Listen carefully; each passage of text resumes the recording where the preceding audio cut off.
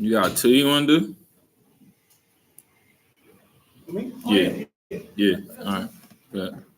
What up, everybody? What up? What up? What up? We back.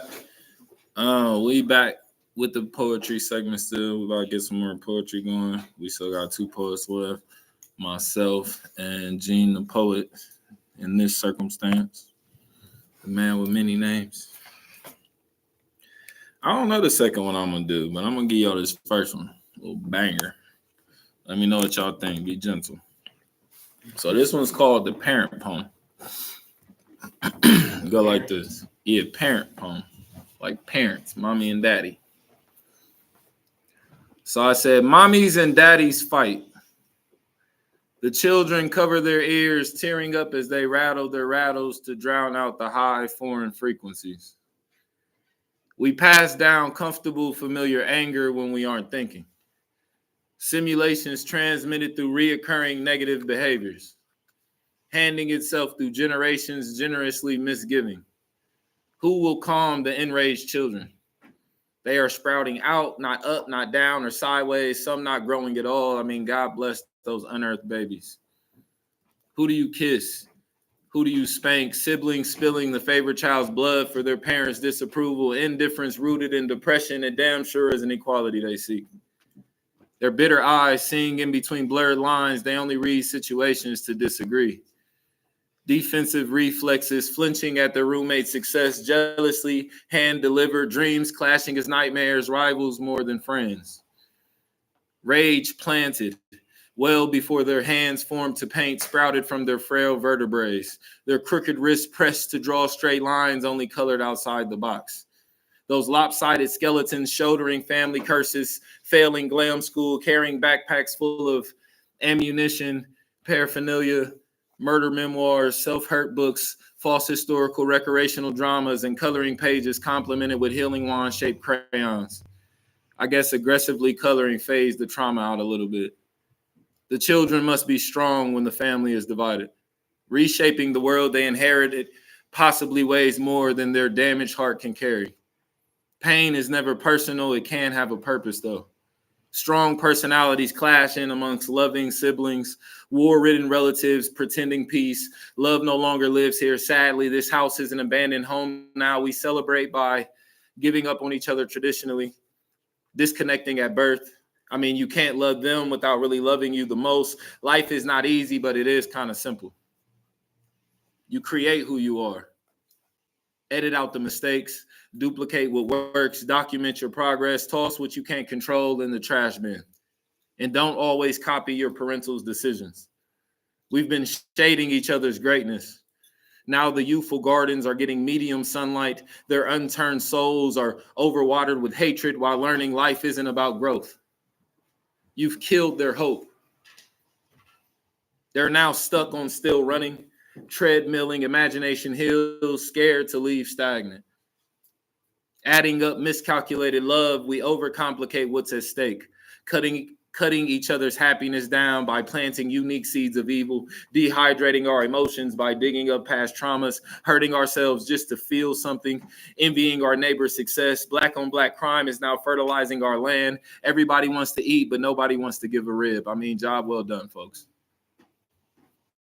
We can pat our backs with the kitchen knives and sneeze into these celebratory cakes, and we can cancel the parades.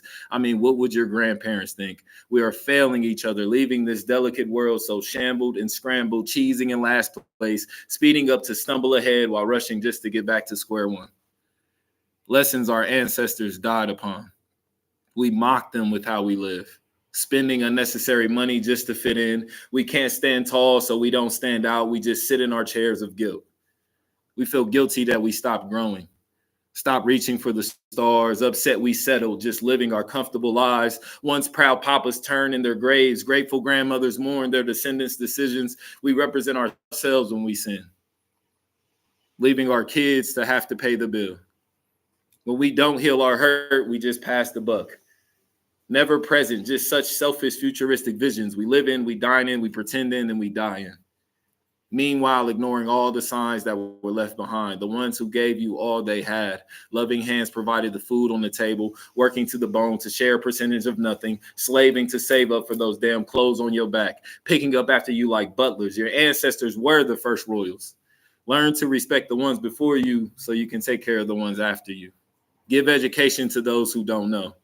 I'm hungry to raise my children through fruit-bearing love, because what you feed that child will grow onto our kin, becoming the healer or using that same pain to destroy the world. Anger is the gift that never stops giving. Payback after payback is so loud, it's affecting the children now. They're hiding scared, covering their eyes and ears, but still seeing and hearing the flaws in how we're living. Like we love each other, like we care about their future, together but distant, living like these weren't really the kids or life that I wanted, living regretful lives, hiding the hurt. Those same knives appear behind our backs when we hug again.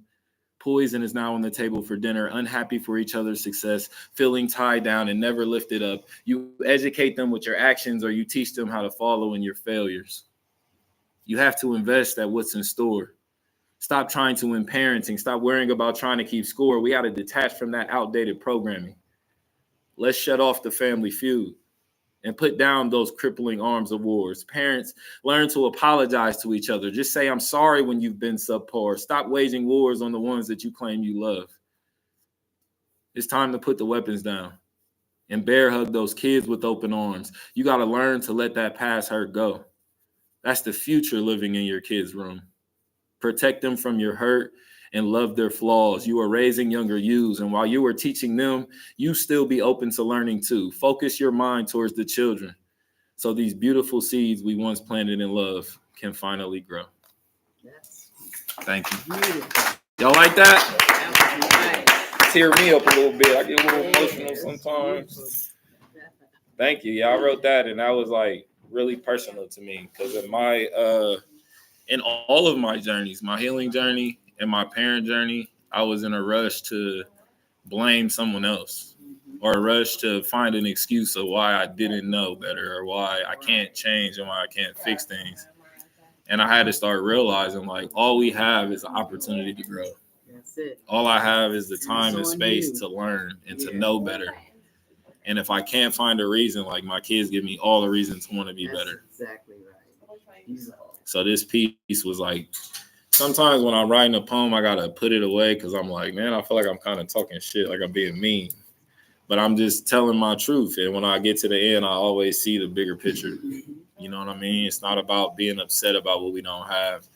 It's becoming eager to get what we know we deserve. That's right. And then walking in that. Yeah, my kids threw me off at first because they would love me in a way I wasn't used to. So I'm like, what you doing? Yeah. What you doing back there? Yeah. Hold up.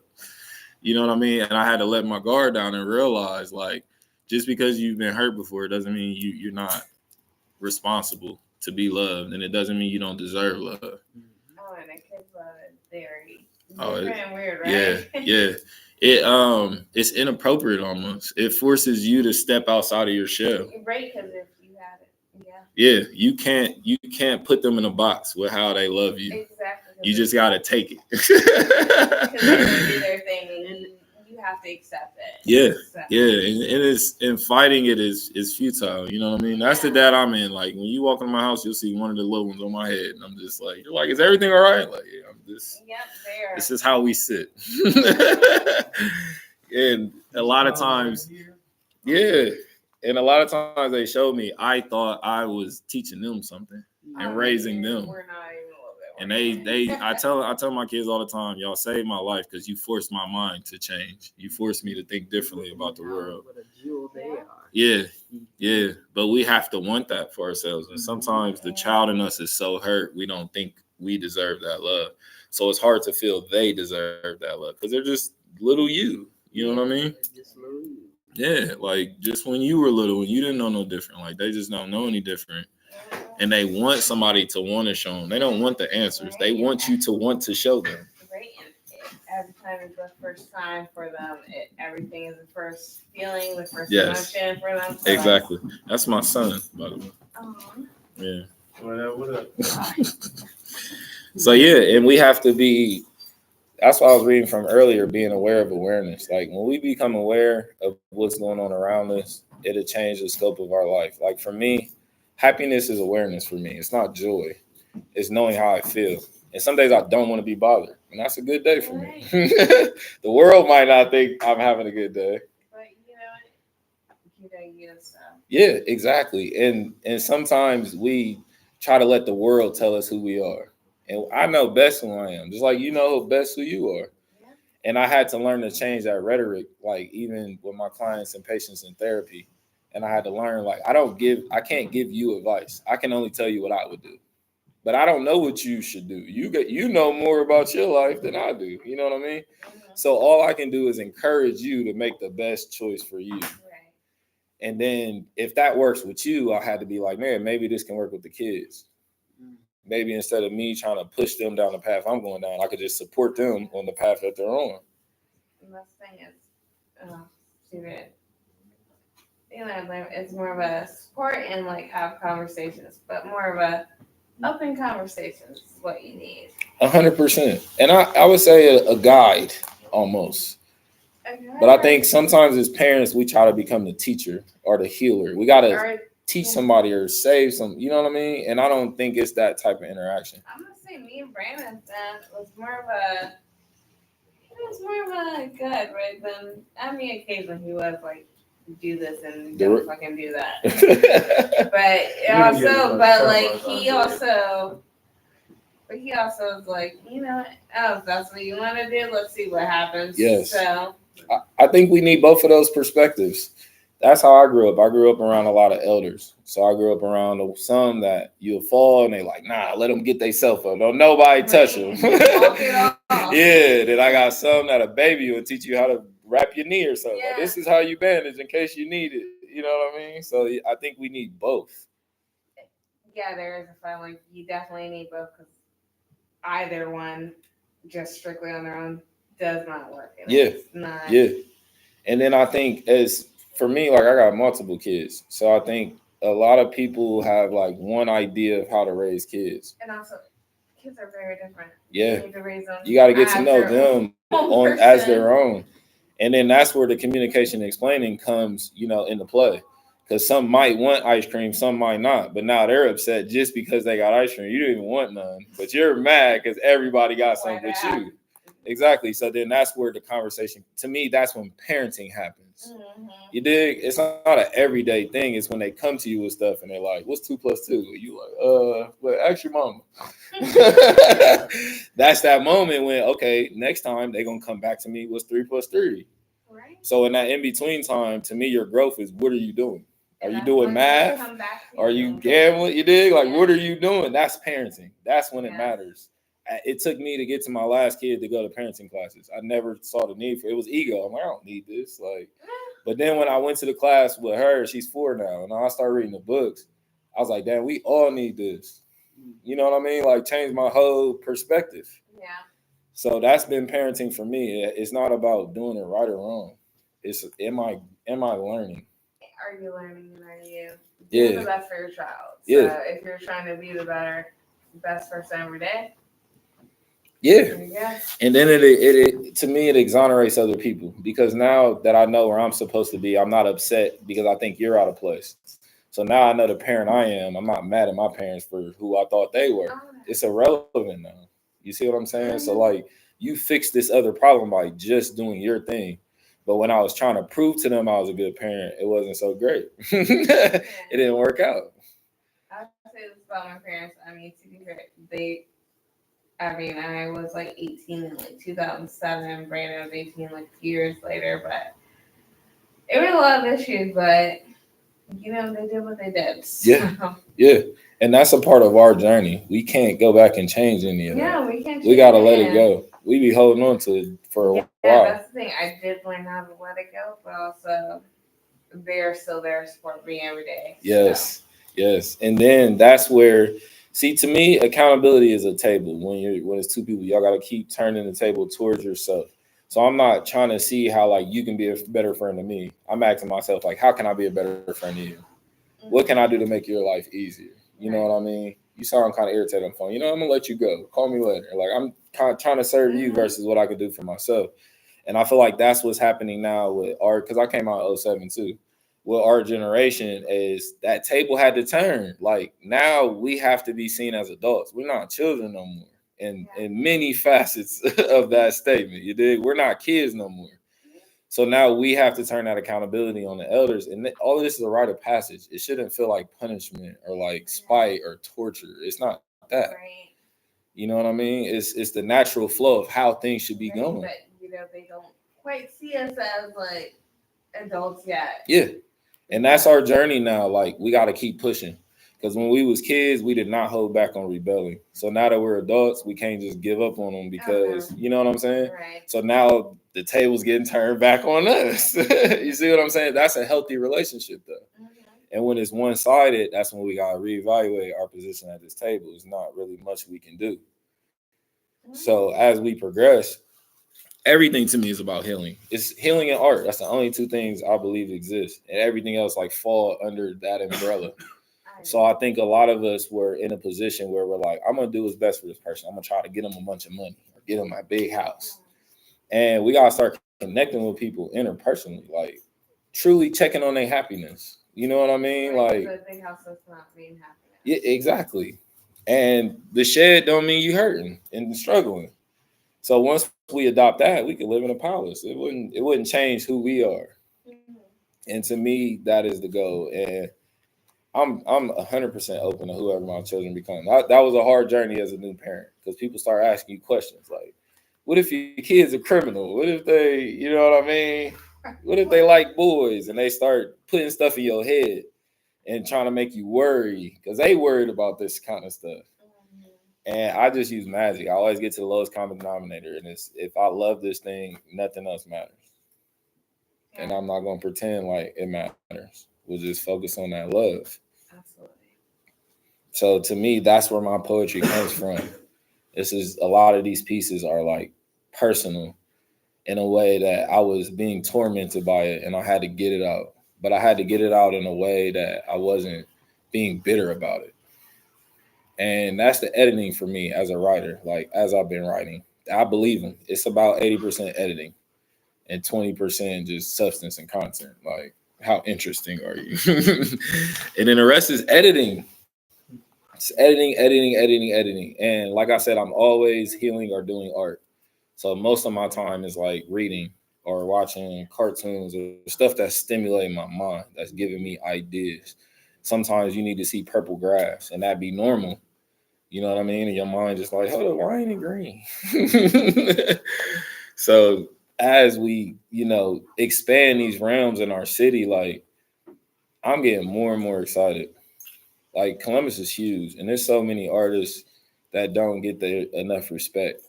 But I also think that's their journey. You gotta keep doing it. You know what I mean? It's easy to do it when everybody checking for you, but you're gonna keep writing when nobody care.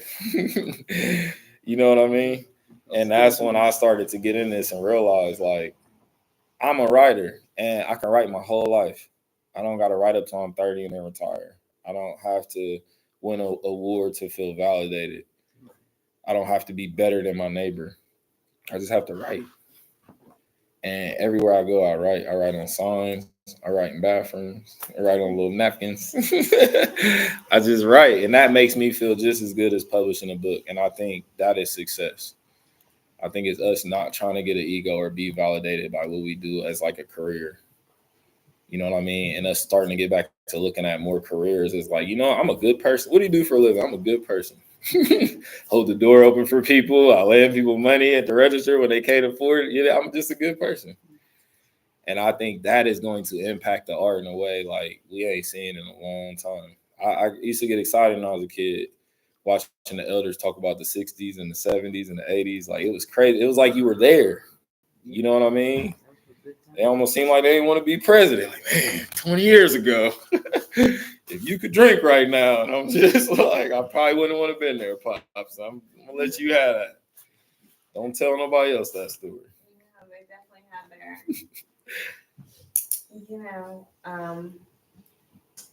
their, events and stuff that you had to be there for stuff. And yes. Now looking back on it, it's like 20 years ago was oh my god, the 2000s. Yes. But when I was thinking about 20 years ago, that was the 70s. My parents were talking about the 70s. Yeah. They were barely. Oh. Yeah. Oh, I get I'm on it hurts every time I watch videos of Woodstock and stuff. I was like, oh man, Oh my god. I would have been It's very there. hard I would watching have the stayed the fight night. cartoons. I would have been camping out there. It would have been lit. But then I think that's the opportunity we're presented with. That's the love. Like we gotta make that for what that means to us. Like we gotta create our version of that.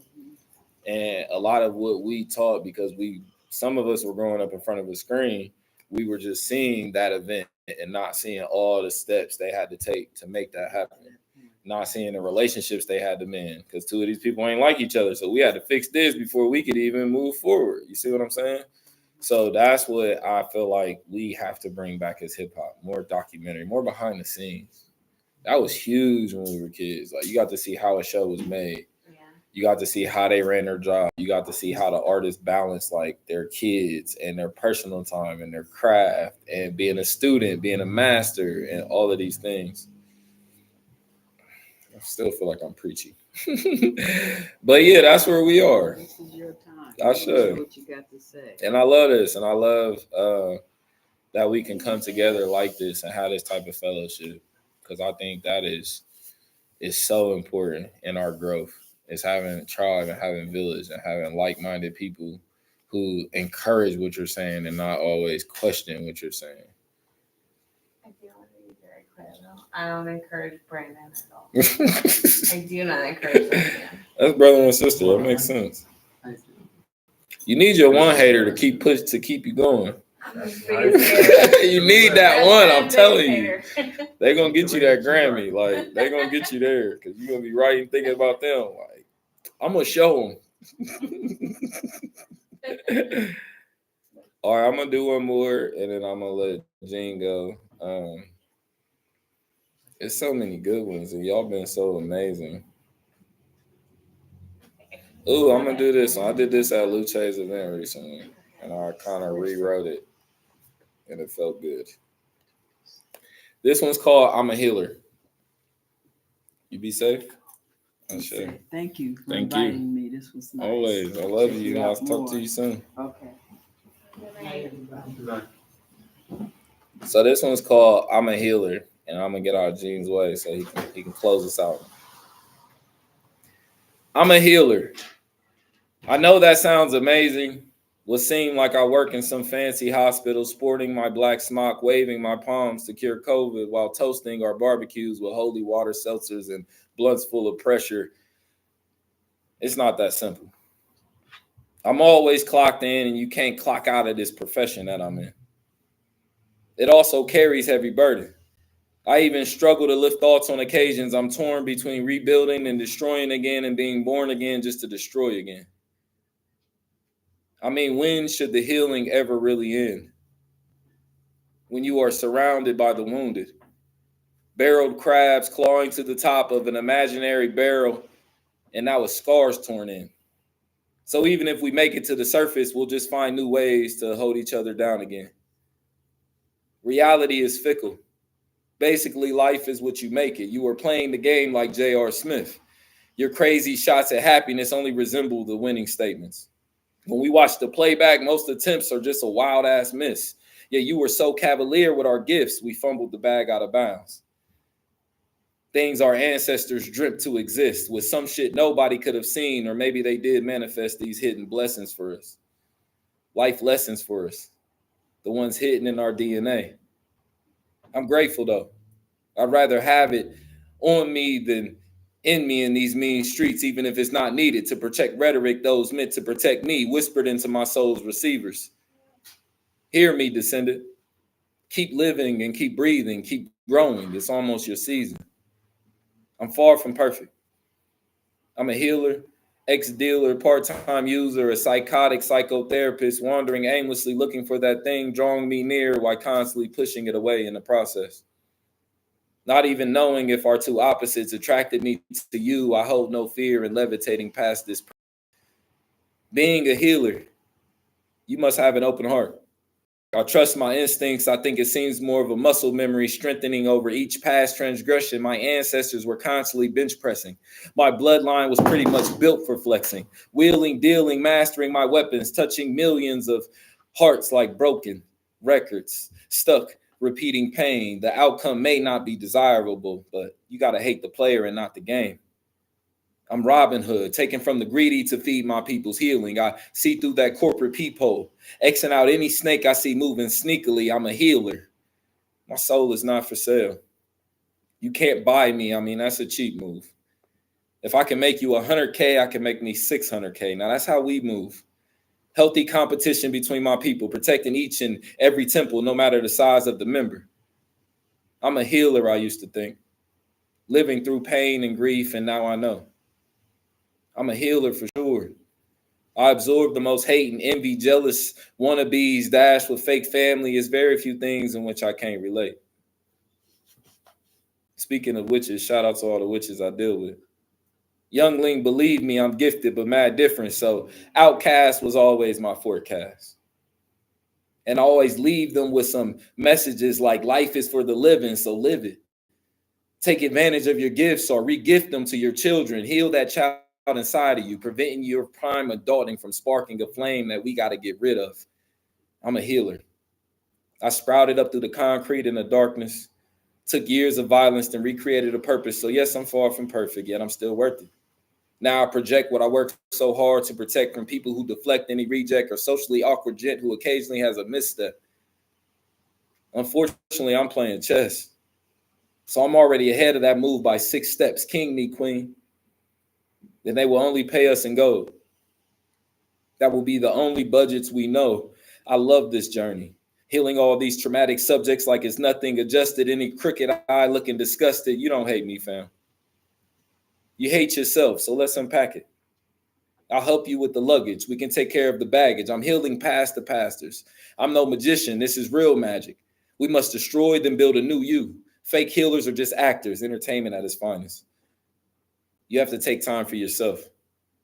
Don't follow anyone blindly. Love on yourself and put nobody above yourself. That's the right step. Giving you a better quality of life step. Jump off the ledge and don't feed the fears. Facing them is healing them. Keep progressing, rinse, repeat. That's when you start to heal. The journey has no real end. Fix your mind and your heart. Bet on yourself again. Knowing is believing. I guess I am a little qualified to do this. I'm a healer. Thank you. So that was my 2, and that was all of my rants. I'm gonna get out of y'all's hair. Let Gene come grace the stage. He got some poetry for y'all. He gonna take us out. Y'all have been wonderful, so wonderful. So yeah, the world is yours.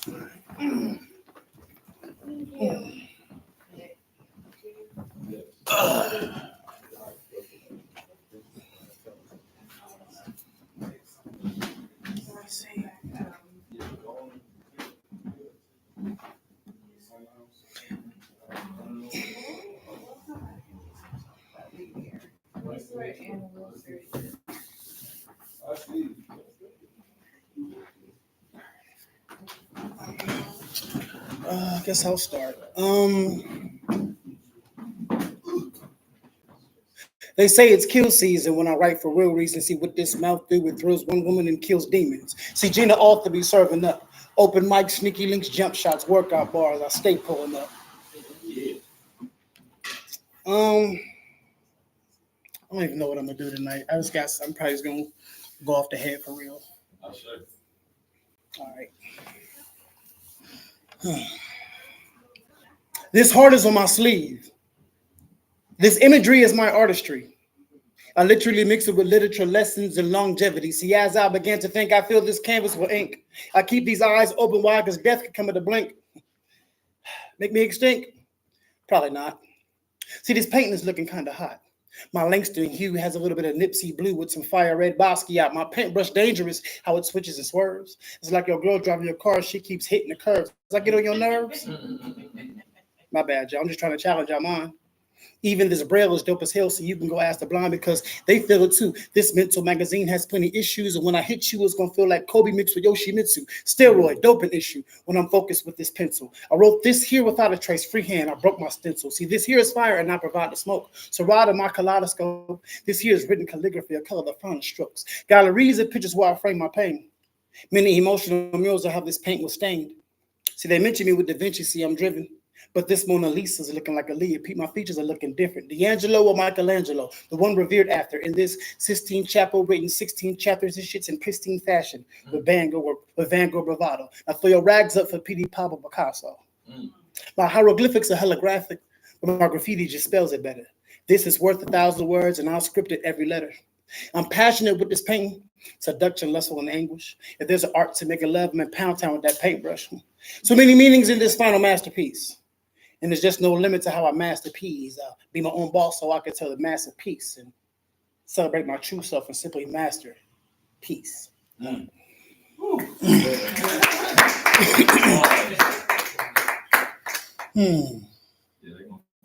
don't want to do nothing too serious tonight. So all right. Okay.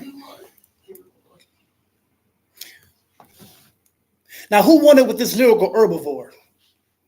Herbal tea with scripted leaves. I'm something you haven't heard before. Now, let me run that back. I'm really more like a carnivore, painting the arts of war with these bars that's harder than Baltimore. Well, actually, I'm one of the dopest that brings the ink to Ohio. When I make this pen click like a link in your bio. Lord and Savior, Jesus Shuttlesworth, he got game. Red dots from red ink. See, now he got aim. But with this pen in my hand, yes, I got away with words. I've committed verbal murders, and I got away with words. This composition is my compass, and I got away with words. I'm a trip with these entendres. I'm a get away with words. I turn mirrors into murals so everybody can look at me. I wrestle with dope words. I'm Booker T mixed with Pusha T. Look at me. I'm cooking each bar rather nicely. Since 05, I've been slinging poems in this white tee. Now, you know, I can get dope and deliver exquisite flow. My shit will leave you cold with the shivers, reap what I sow. I can turn ink into liver sick and slow. That shit can go straight to your liver. But with these pen sparks, I can cause arson. And I'll show you how this fire works. I'll sling words like webs for miles, then write a Spider-Verse. But when I hit the stage and I start a discussion, I guess you can call that the art of seduction. Remarkably touching. Eternally, I spark some percussion. This brainwaves, the instrumental. Then I start the production. I'm harsh and disgusting. Hold up. See, that's a stark interruption. I treat my goals like ops. Every target I'm busting, so bow to your highness and ride inside this mind when I'm rhyming. With this pen, I aim to please, and then I kill them with kindness. But I was quiet and guarded when I started out. Then I emerged from the darkness, and I'm the hardest out. See, now I'm infamous for being intricate. It was written with penmanship. I submitted and finished it. I'll be mentioned in the goodness with some of the slickest lyricists on that list. I can picture it. I'm a mixture of diligence, independence, and difference. Author, bitch, I'm the book. Poet, bitch, I'm the poem. Artist, bitch, I'm the art. Rapper, bitch, I'm the song. See, I come from this jungle of lions and cheaters, so I refuse to be humbled by you liars and cheaters. This Sagittarius is cold, but I was born in December. I'll be heated off ether when I blow like an ember. I'll rip a rhyme book in half when I'm showing my temper. The tallest dog in the yard, I'm the Doberman pincher. I've given tenure to my craft. I found my new home, now it's time to acclimate. I learned long ago to either evolve or evaporate. That was 48 bars of hypothermia. My bones froze. I broke them down into 3/16. I'm stone cold. Gang. And I got the stone cold. Oh my God. Yeah, that was crazy. All of it. All right, y'all, we gotta wrap it up. It's been great. It's been fun. We read some books. We did some poetry. I'm gonna keep y'all updated. I want to do some stuff like this monthly, so I'm gonna get some feedback from y'all. We see what's popping, and shout out to y'all. Shout out to Serenity Bookshop. This is where we housed all of this. Black female-owned, beautiful establishment. Local authors, please pull up. She does do consignment. You don't have to talk to her about that. That's her business. But please come up and support. Shop, spend some money. She has a beautiful gift shop with crystals and coffee mugs, stuff for your animals and pets and bags and shirts. That was a fire commercial. Yeah. And she got that wine on deck now and the cappuccinos and the drinks. Got her liquor license. Man, listen, pull up. Pull up. Type in Serenity Bookshop right now. We got all the links all over the post. Y'all been lovely. That's our time. Peace. Great show.